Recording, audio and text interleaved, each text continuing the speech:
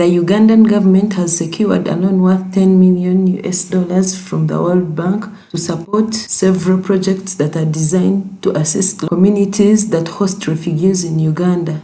The projects, collectively known as Development Response to Displacement Impacts Project, are managed under the Office of the Prime Minister.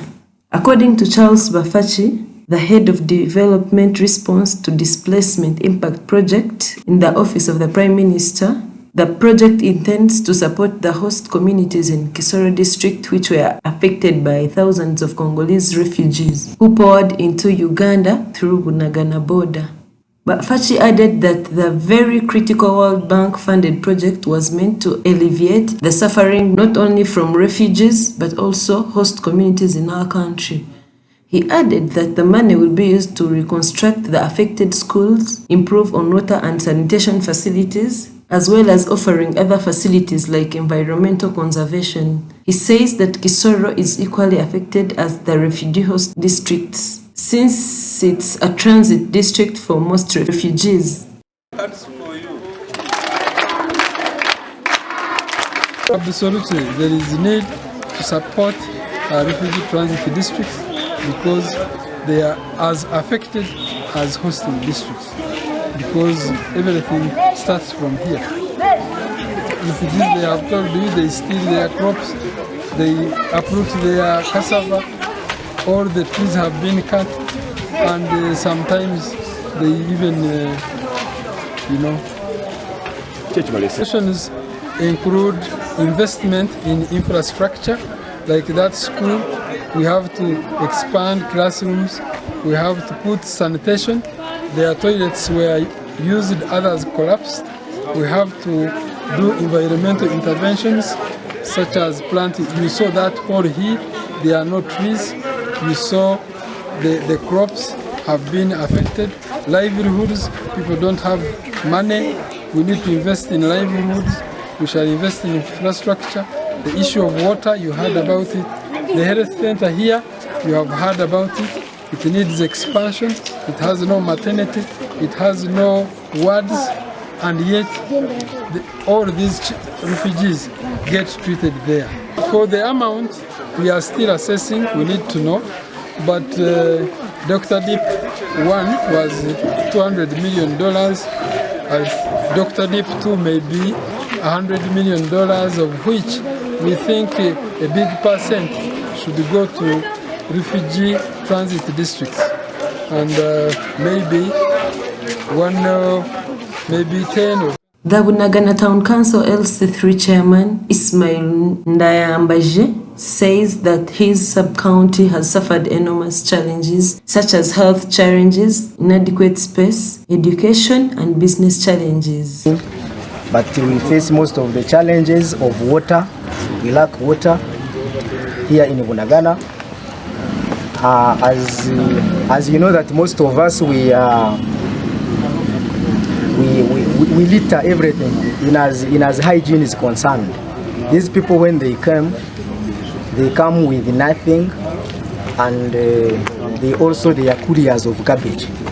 So in as Bunagana Town Council, we face a challenge of dumping everywhere.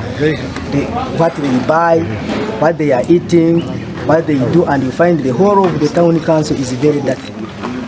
So is that we normally lack, as a new regulated town council, most of the time we don't have even the trucks to help us to carry those garbages.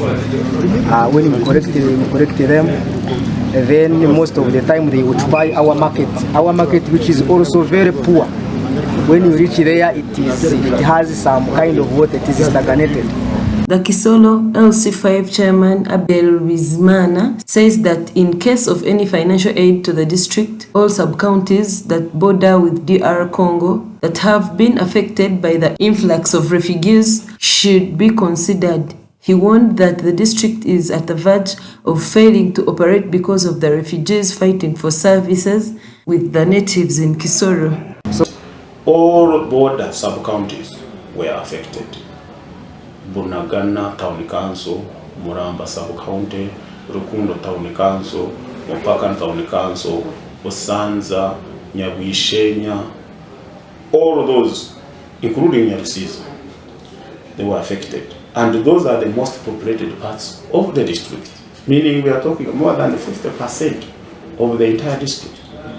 Our population is about 400,000 people, and therefore 50% is 200,000 people affected, including where they go to health, to treat themselves, where they take their children to school, including the environment they live in.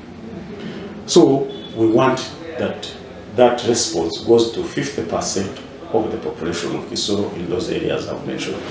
Thank you. Stated that in any intervention, the host when there is funding to support the refugee cause, 70% should go to humanitarian work in the camps and the refugees, 30% should go to host communities. What do you think about people of Kisoro who have been with these refugees as a host community? Do you think that people in Chiruhura, people in Kamwenge or wherever these camps are more precious than people of Kisoro who lost everything? And then when money is coming to respond, then you say, Kisoro is not a host district, so it cannot be. We shall stop cooperating. Margarita Pato, World Bank focal person for the development response to Displacement Impact Project, says that a collective report should be compiled to know the numbers who need support for formal planning. Uganda is to host 1.5 million refugees from South Sudan, the Democratic Republic of Congo, Rwanda, and other countries. Its open-door refugee policy is considered progressive and inspiring to other countries around the world. For understanding this, we really need numbers. We need to understand how many refugees are coming, how long they stay here, what are the conditions. We're going to visit now, but a visit is not enough. We need to see this over time, over the last 2 years, over the last 5 years. The numbers will help us then to identify the impact, okay?